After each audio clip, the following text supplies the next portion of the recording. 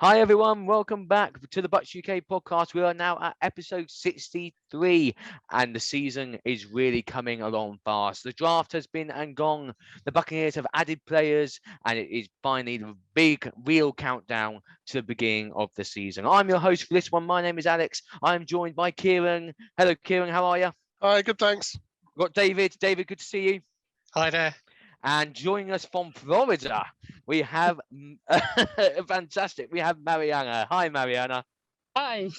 What a Hi, lovely Mrs. background you Smith. got. Yes, Mrs. Smith. Congratulations, Marianne. I know we said congratulations before, but yeah, fantastic news for you and your husband. Congratulations.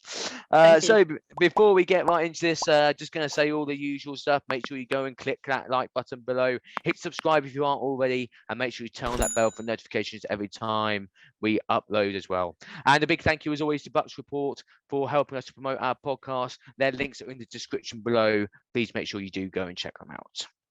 Right, well, let's not hang about. We've got a lot to discuss in this episode, lady and gents.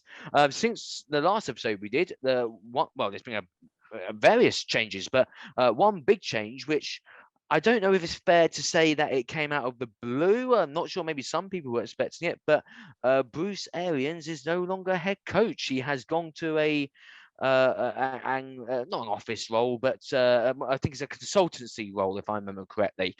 What do you think about this, David? This move here? Yeah, he's going to be sitting in the comfy seats now. So, yeah.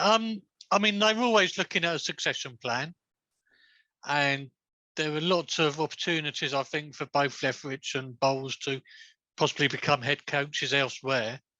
And it sort of harks a little bit back to the Raheem Morris appointment a few years back, that actually they've got a guy they like. They want to make sure he stays in Tampa. And actually now's a good time as any to do it. And as they said at the time, it's just so much better to pass on a team that's already competitive than to pick one that's picking 32 and's got a whole lot of rebuilding to do. And of course, great to hear that he is going to be the next inductee of the Ring of Honor as well. Much deserved. So huge congratulations to you, Bruce, from us all at Bucs UK. Kieron, do you think Todd Bowles is the right guy to take over? I do actually. Certainly, he's the right guy in terms of the coaches that are in the building. I think he's proven as a head coach. People point to his record maybe not being as good as some other candidates, but you have to look at what he was working with down at the Jets, and it's a different kettle of fish in Tampa, thankfully. And as David was saying, I think this shows that there's a succession planning. I won't call the Bucs a dynasty. I think we need to get a little bit more silverware first for that. But it's nice they're thinking long term. And Marianne, do you think there was any other candidates for their coaching job, or was it Todd Bowles from the moment he was brought on as defensive coordinator? Did they say Bruce Arians retires, Todd Bowles is the guy? I think it's interesting that you say that, because I think David kind of alluded to it as well, which is Byron Leftwich. I think there's already been other teams like talking about Byron Leftwich and looking at bringing him in. So I think we definitely have strong coaching staff across the board. So was it definitely going to be Todd Bowles? I don't actually know that it was. But he's probably got the strongest capabilities there. And he's probably got the most experience, having already been in a head coach position. I mean, I think that's really a lot about the culture that is in the Buccaneers organisation at the minute, about, the number of players after the Super Bowl. They had the potential to move on, but they wanted to come back. And I think it is very much sort of focused on that core family issues at the minute and how they want the organisation to act together. And David, just Kieran's alluded to it already, but Todd Bowles had not the greatest of time in New York at the Jets. Do you think he comes into this role being head coach of the Bucs with a bit of a chip on his shoulder, something to prove?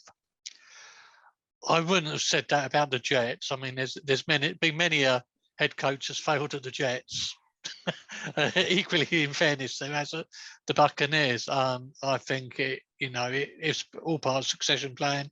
He wants to prove himself, and I just think it's a plan of action that's been in place for a while. Let's move on and discuss the draft now, guys. So the team went in with the 27th pick. Meant another late night for us as Bucs UK members and Buccaneer fans. Of course, we're used to that, having Tom Brady as our quarterback. The pick comes on the clock around 4 a.m. UK time, and then bang, trade. We've stayed up and we don't get to see if the Bucs make a pick in the first round. But Kieron, what was your reaction to that trade? Do you think it was a good one? I don't know. I mean, everything's 2020 in hindsight, and everything's the best draft pick known to man at the time. You look at the draft grades, and I think the lowest I saw on NFL.com was like a C+. So, everyone's enthusiastic about everything, but we're not playing Madden. This is Jason Light doing it for real. I can only assume that they were happy that they were going to get the person they wanted by trading down, and they traded down far enough that they knew they'd get the value and that they would still get the player they were wanted. And obviously we'll come on to talk about Logan Hall and what that means for the club. So, I think whenever you get more draft picks in the top half of the draft, I see some of these trades where there's sixth rounders flying. And I do think, what are you thinking? There's not a lot of value to be had in all of that. But I think, even down probably to round 4 in a smaller draft that we have now, it feels like those picks have value. So to be able to get two rounders in a way, it feels like we got more players out of it. Let's find out in 3 years' time. Well, we certainly, if I remember correctly, we had either 5 or 6 picks at the beginning of the draft, and then we ended up drafting 8 players. So Jason Light certainly working his magic there. Now, Marianna, you were lucky enough to be at Raymond James Stadium for the first night of the draft. Talk us through that experience. That must have been quite something. Yeah, I mean, I've got to obviously thank the Buccaneers organisation and the Bucs UK fan club for in line with my husband as well for surprising me with that one. It was an amazing night. It was a fan appreciation night. There were players there. There were obviously vast amounts of fans there. The field was open so you could get down on the hallowed turf. There was so much going on, food, drinks, photo opportunities, games, all sorts. So it was just a really good atmosphere throughout the night, even into the sort of earlier hours. I mean, obviously it was a little bit earlier in our evening than it was for you guys back at home.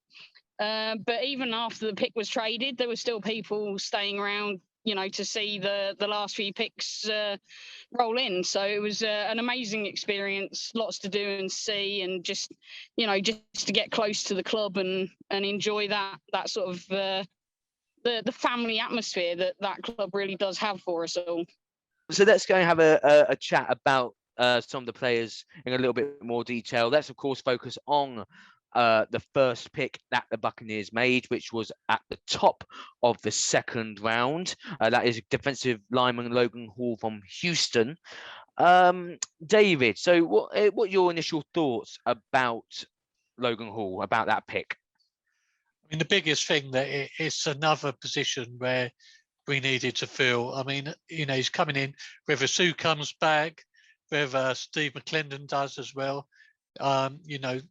If they don't, they're not signed yet, that's a position we need to fill. So it's all about looking at where we have got weaknesses. And it's actually so nice for a Bucs team to go into a draft without masses of gaps that need to be filled.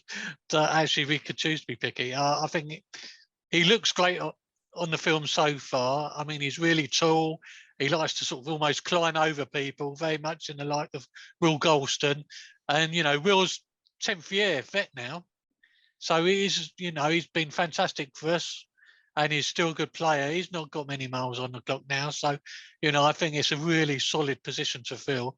And he looks like a great guy, really, that I think can really make an impact for us. I think people have compared him to Will Golston, and that sounds to be, from what I've seen, I've only seen a little bit of tape, and he does seem that sort of player. He's 6'6", and that's only wide. I mean, tall, he looks even bigger, and he's going to be a big sort of plugger of holes in there. And, for a quarterback to have someone 6 foot sit in your face, that's really hard to see over to throw. I know that sounds really obvious, but when you've got like 9-10 players in front of you and you're trying to see that window of someone coming across the middle, that height makes a real difference. He's only 22. So he's a real young player. And although I can't remember the last time we drafted someone from Houston, but they had a 12-2 season and went to the Birmingham Bowl, which sounds like it's desperately in need of sponsorship. And so he's a winner. And I feel like he's so young, so I think we need to be temperate about what he might do this year. And that my only worry is kind of we don't know what's happening with JPP, we don't know what's happening with Sue. As you said, David, there's a lot of depth concerns there. So it might be a bit like a JTS type scenario where don't expect too much in year one. I mean, it's last year we were looking at Tristan Wirfs for jumping out the pool. This guy has got arms. You see him, and he goes over the top of players, doesn't he? He brings them down with like a crawl. He's actually colossus. And he had some good numbers as well last season. 6.5 sacks, 13.5 tackles for a loss. Those are not, they're not disappointing figures at all. Obviously, of course, the NFL is a big jump, but he's coming to a team that's got a very good defensive coach. I mean, Marianna, he should fit Todd Bowles' scheme that he likes to run. Obviously, I know we've got some new defensive coordinators, but Todd Bowles does like that 3-4 defensive scheme. Hopefully, we'll see that continue. Logan Hall should be a good fit for that. He'll absolutely be a good fit. And I think having had the advantage of being out in Florida pre-draft, I got the chance to see some of the sort of media interviews, and it seemed like there were two players that the Buccaneers, Jason Light interviewed, mentioned in interviews before the draft, and Logan Hall was consistently a player that he kept mentioning and saying that sort of mid-round sort of talent was there. They'd had him in for, a day at the Buccaneers. So it looked like they were really keen on him, from the start. So when they say, we traded back but still got the guy we wanted, it really does like we really does look like we did get the guy that we wanted, that they were very much keen on not just his athletic ability, which obviously we always go for, but it seems like certainly in drafts more recently, we're definitely going for certain character guys as well. We want those sort of, gritty characters, and I'm sure we'll come on to that with some of the other picks that we've gone for. There's other ones that maybe personify that even more, but I think they wanted Logan Hall, and we got the player that we wanted. It's interesting when you talk about want, because lots of draft gurus talk about draft taking the best player available, try and get the best value, don't draft for need. But it does feel like those two things were a perfect Venn diagram for this choice. One thing I would say, so Logan Hall's combine 40-yard dash, 4.88 seconds. By comparison, when Ndamukong Suh did the combine in 2010, he was over 1/10 of a second slower, 5.03. So this guy's faster than Sue. We've got a better player then. That's it. Sealed, signed, sorted. And it'd be good to see him build a partnership with Vita Vea going forward as well. You must have read my mind, David. I wanted to mention that to you there. Yeah, Vita Vea, Logan Hall, and possibly Will Golston as that front three. I mean, I like the sound of that if that's what it's looking like. Marianna, I just want to stay with you for a moment, because I know you do have a great interest in college games and have a pretty good knowledge of college players. So let's have a look at our second pick, which is guard Luke Gadik. Always have to think about that, his name before I say it. Again, filled a need. We did need to get another guard in there. Obviously, we managed to fill Ali Marpet's spot with, sorry, his name's gone, but we traded for the player from New England. We hadn't managed to sort out Alex Kappa's left guard. Hopefully, Luke Kadik should be that guy. Yeah, and that's where I'm saying again, the character guys. This guy, everyone says he's like a real gritty, one of these that sort of a bit mouthy, will really wind the defensive players up. We've got that with Jensen. I think we've got it now doubly with this guy as well. I think he played tackle in college, but everyone's sort of projecting him more at the guard position. It'll be interesting to see how he sort of develops, if he is a player that we do use across the line as depth. I don't think he's going to step right in. I think we've got, Stinney as well that came back. So we've got probably our starting O-line there, but I definitely think he'll be rotated in very early, and probably at the guard position initially, because it's just an easier position to rotate a player in, rather than putting them in that tackle position where they're immediately, having to protect potentially, out on an island and trying to protect for Brady. So I think, yeah, he'll probably start, rotating in at guard for possibly either side. I really don't know if he's going to, I can see him being used across the line a bit in those two guard positions. I think Marianna's absolutely right. Yeah. And we want to keep Brady upright. The only exception to that might be, I didn't know much about this guy, so I was reading up, and he used to be a tight end. So the only merit of maybe keeping him at tackle, or at least having that versatility, to be honest, is down on the goal line. And we know we might be a little bit thin at tight ends, depending how 2 draft picks do or don't pan out. But actually, I can see a sort of Donald Penn type sort of role for him, maybe for the tackle eligible. So in that case, Kieron, you've mentioned the tight ends. Let's stick with the tight end for the moment. As you said, 2 tight ends were drafted. Cade Otton, Cade Otton and Co Kieft. Gronk's future still up in the air. He hasn't re-signed yet. Not a lot of news coming out. Yeah, Cade Otton, he's like Gronk. Baby Gronk is what I'm looking at. He's like 6'5", 260 pounds. He's a big guy. If you watch some of his highlights, he does a lot of that over the middle, the sort of thing that you see off of Gronk already. He blocks really, really well as well. So I think I can see why he went, at that sort of higher round. The other guy, Co Kieft, he's very much a blocker. His stats, if you look at his stats, he's similar size-wise. I think he's a bit heavier, but he's very similar size-wise, but he's a blocker. He's not, I think he's caught something like 12 catches in 5 seasons or something.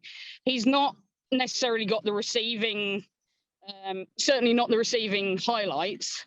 So it's hard to know how he's going to project that way. But I can see him being one of these that's pulled in for the sort of real jumbo packages. Apparently, he also plays halfback occasionally. Yeah. So maybe he'll be pulled in for that as well. But I mean, Cade Otton looks like, as I say, almost a baby Gronk sort. His highlight reel is just, I was actually like just joyous over watching some of his highlights. Not just not just the receiving, but the blocking too. Could we be looking at Cam Brate potentially as a starter if Gronk doesn't come back? Certainly, I think he deserves it. He's been patient. He's a good player for us. There's no reason why he couldn't be starter. So that'll be interesting to see as well. David, Cam's got the hand. Cam's. Yes, definitely. Yeah. I mean, that's it. I mean, Cam is something like our 4th or 5th franchise leading receiver. Yeah. I mean, he's got a good pair of hands and he's been totally underutilized in that. And he has carried a couple of injuries over the last 2 or 3 seasons. He was using the red zone a lot, though, since Brady's coming. He has scored a few touchdowns with there. Yeah, but it'd be good to see him in more of a receiving role going forward and let the others do the blocking. And I suppose the big question is still out on Gronk, really, or won't he come back? He played this game last year, didn't he? He was out and about and playing until he obviously doesn't like early training, does he? Running back, David. We did draft a running back in Richard White. What can you see happening with him? He's another speedster, smooth runner, and in particularly in the chains, he's a good inside runner. Which, if every Bucs fan knows, we do love a run up the gut, don't we? So yeah, I think the biggest thing about him and where we missed it last year is this guy can catch as well, and so he's a running and receiving threat, and that is just the way we play. So he looks the perfect fit really for the Buccaneers at the minute. Obviously with Leonard and Rojo going now, and again the axe fell because of his failings. I suppose the one big question that hit Rojo that we don't really know about is his blocking capability.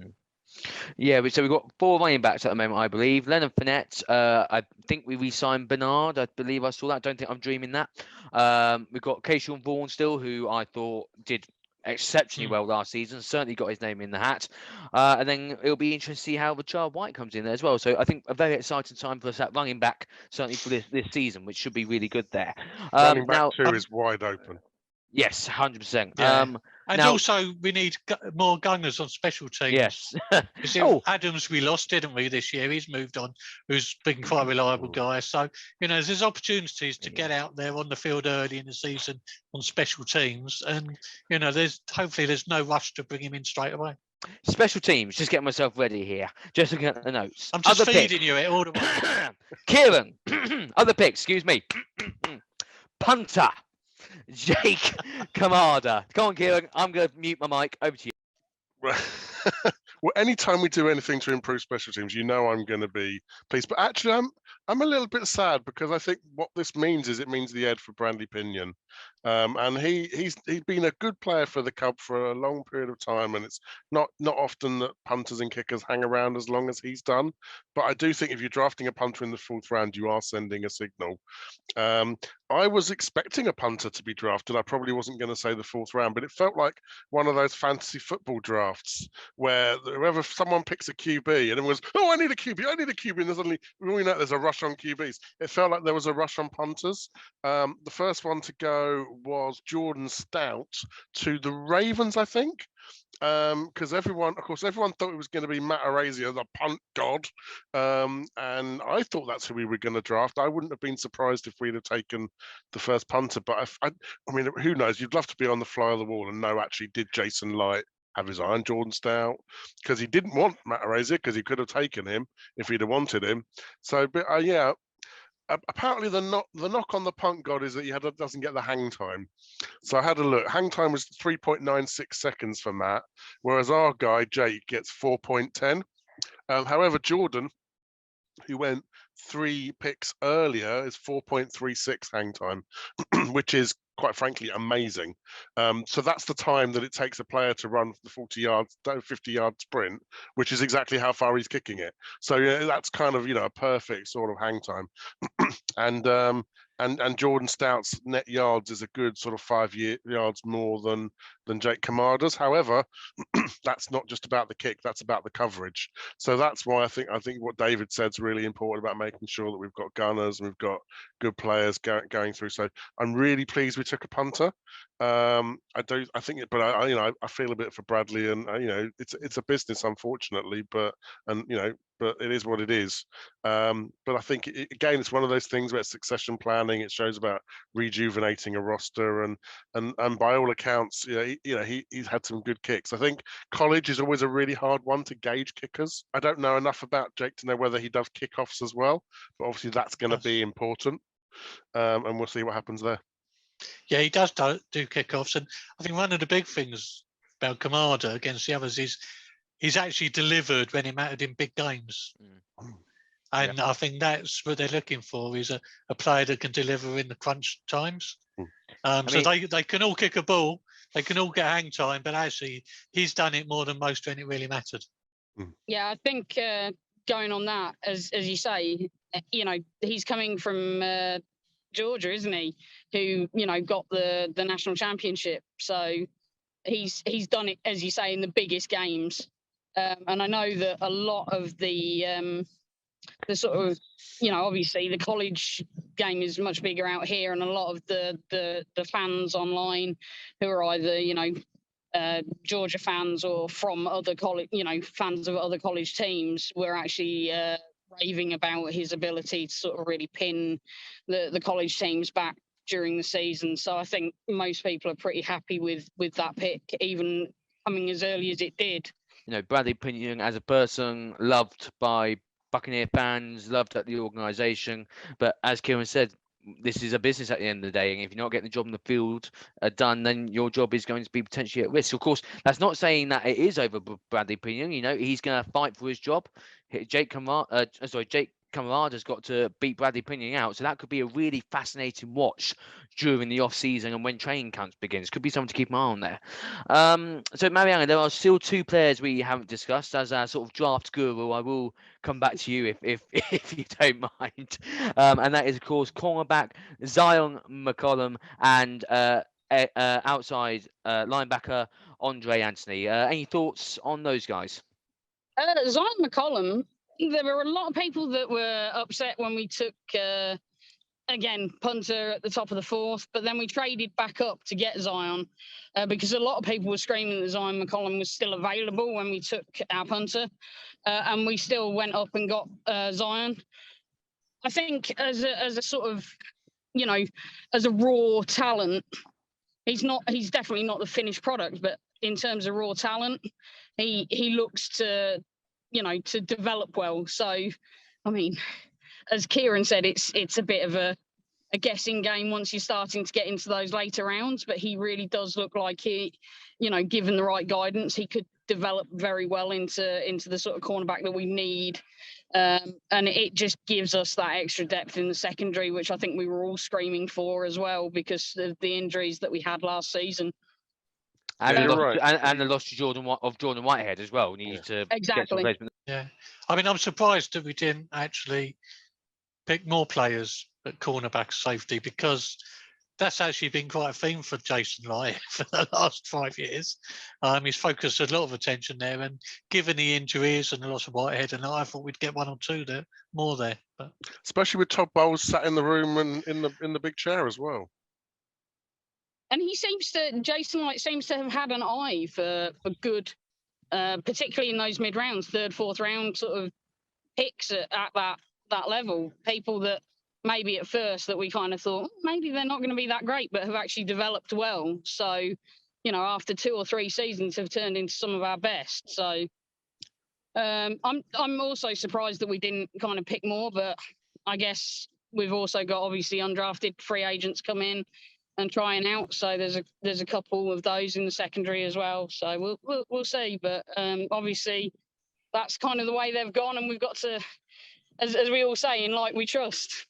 But as you were saying, Marianne, you mentioned the word raw. The 3 words that are used around Zion McCollum are raw, quick, and smart. And do you know what? If you're drafting someone down there, I'd take those because it feels like the Absolutely. ceiling could be a lot higher. Absolutely, and I think, as you say, probably the key one there is the smart. It's surrounded by the right people, the right coaches. I also noticed that we picked up a couple of players that have got ex-teammates that have been around them, and I wonder how much that played into things as well. So, and then Anthony that we picked in the 7th, he's played obviously LSU, and I think even on the phone call. If you see the draft phone call, bear with me, sorry. Yeah, I've got a bug on my glasses. Oh, is that Florida weather? All these bugs. Oh dear. I'm getting chewed up here. You don't realise the sacrifices you make for this club. Exactly, right? Right, let me start that again. Where was I? Anthony. Linebackers from LSU. Oh. Yeah, Anthony from LSU. He's even on the highlights of the draft call to him that you see, they sort of told him, call your fellow LSU players. So we picked up players that have got, I guess, other teammates that they're already familiar with, which I think will help them settle and grow into the team a bit quicker, hopefully. I can't really follow that. I think we'll bring our draft discussion. Well, no, hang on, let's again. just stay with Andre Anthony. One more thing. Go on then, because I've got another question I want to Anthony, ask you. so But go on, Kieron. Andre Anthony. So I remember Logan Hall. Was 22. He was raw. He's young. Andre Anthony's 25. He's had 6 seasons at LSU. So it's an interesting prospect. It reminds me a little bit of the sort of Adrian Claiborne, Daquan Bowers time of the Bucs drafts, where we like to roll the dice thinking it's going to be kind of boom or bust. And so again, I didn't know this, but I looked it up. So his 2021 season was 3 games in before he had a season-ending knee injury. And at that point, he was one of the leading tacklers, one of the leading sackers. So he's had a long time in college.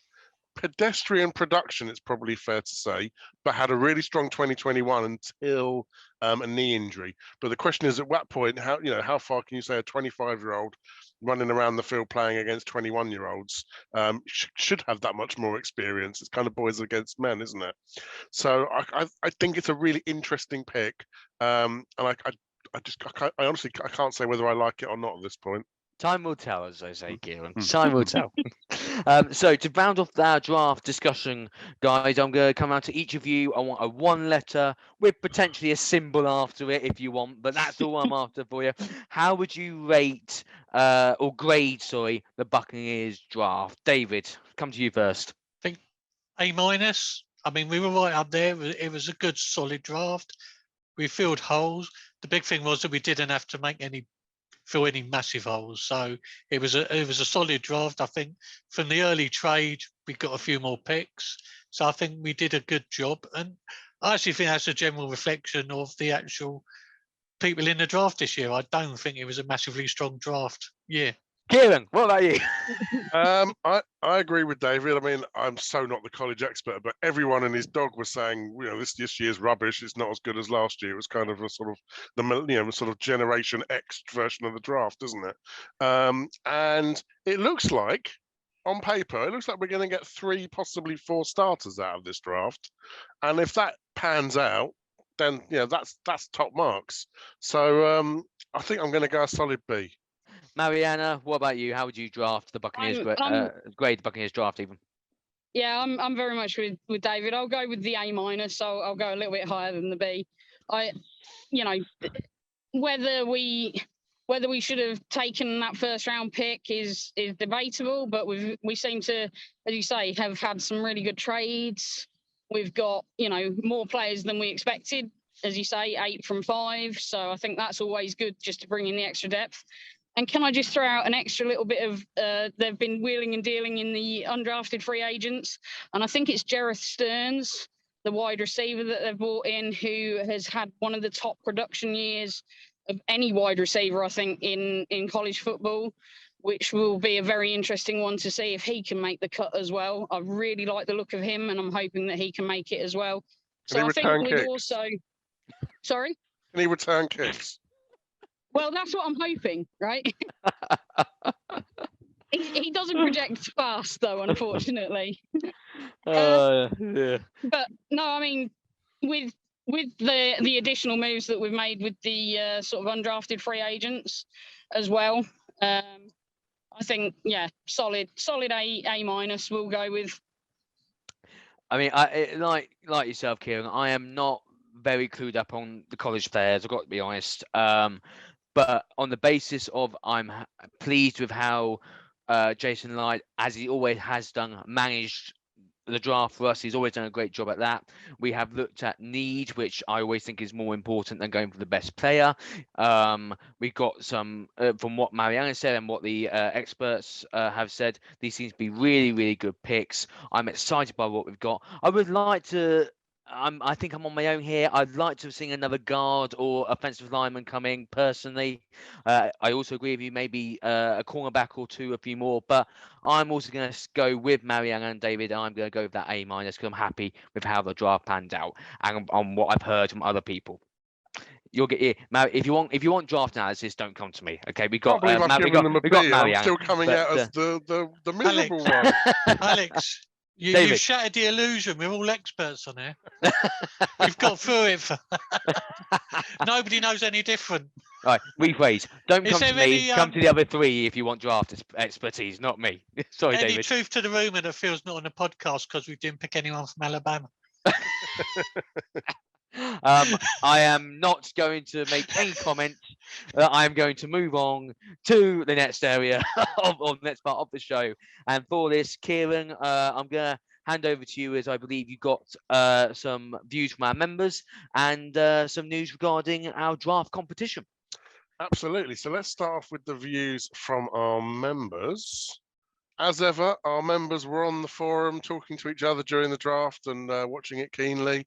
None other than Stuart, as you can say, stayed up to watch, only to see us trade our first round pick. I think that sums up a lot of people that were waiting till I think it was about 4 a.m. And then just said a naughty word under their breath and went to bed.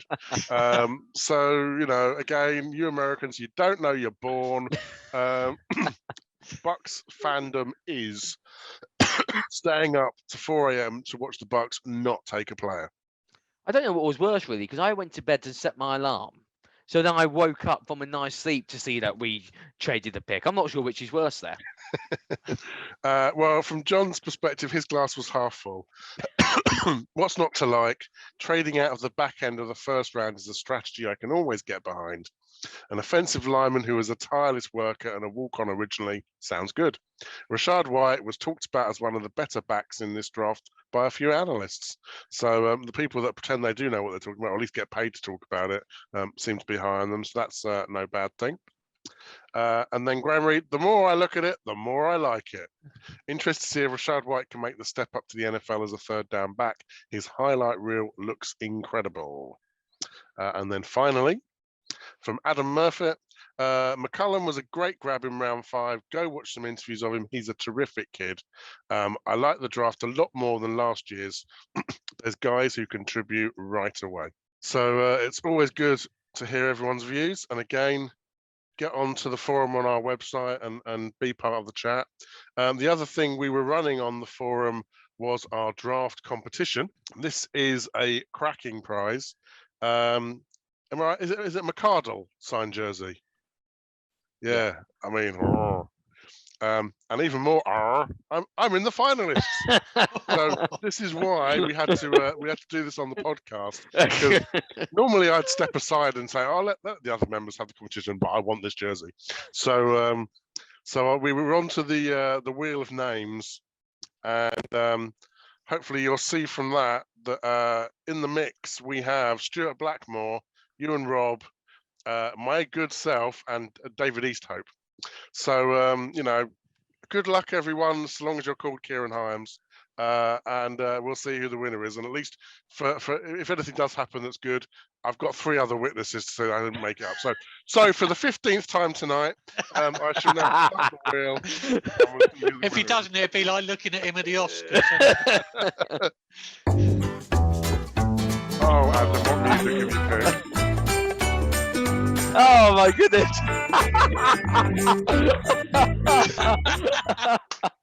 Oh, Kieran. Oh, my No one's going to believe. No one's going to believe that.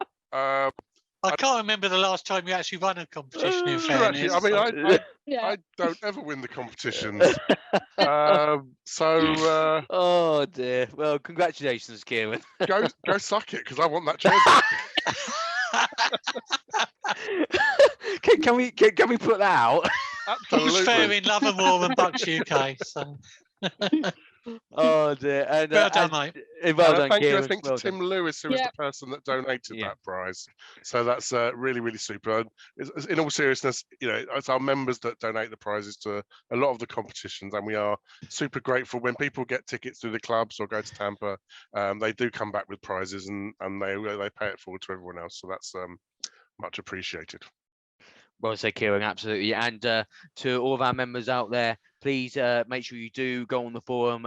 During the season, there will be plenty of more competitions, plenty of more chances for you to win some amazing prizes. Everything takes place on the forum. So if you want to know what's coming up, make sure you go and check that out. And also, if you're not a Bucs UK member, you need to come and join us. We've got a fantastic season that's going to be coming ahead. The Buccaneers are going to Germany. We can go back to the States now for the whole season to watch the Buccaneers. You've got great people, loads of reasons to join. So make sure you visit our website. I'm going to get it right, unlike Phil last time, which is www.bucksuk.org. Definitely got that right. Thank you very much. Thank you. And all our membership information is on there. Please, we'd love for you to come and join us here at Bucs UK. Of course, also we are on social media. We're on Twitter, Instagram, and Facebook. Please come check us out on there as well. Right, David, some club news that we need to update everyone with. Over to you.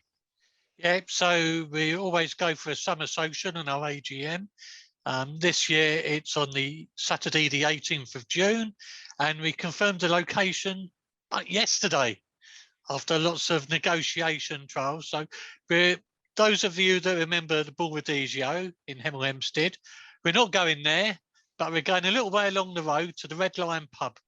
So it's got a fantastic room, it's got an outdoor marquee, there's plenty of space to drink, and we're going to turn it into a real tailgate atmosphere. So it'd be 2 o'clock till 6 o'clock on the 18th of June. You're more than welcome to stay afterwards and keep drinking and enjoying the evening. Hopefully we've got great weather, but don't worry if not, we've got room inside. There's going to be an all-you-can-eat barbecue. So it's going to be great. £15 a head as well. It's cheaper. But one of the real things for moving the venue was to make it cheaper for our members. So I think it's going to be a great event. So looking forward to seeing everybody there. It's really good to get to, isn't it? In terms of you can get the train there, it's on the motorway. There's nice cheap hotels nearby.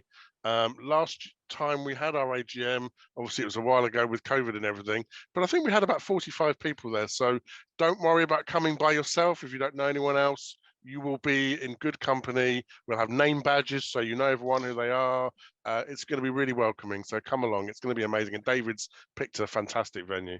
And also, we want to make it more family orientated as well.